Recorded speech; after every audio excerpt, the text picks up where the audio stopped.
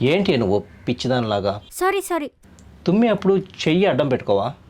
ఎందుకు ఇంత కోప్పడతావు? సారీ చెప్పాను కదా.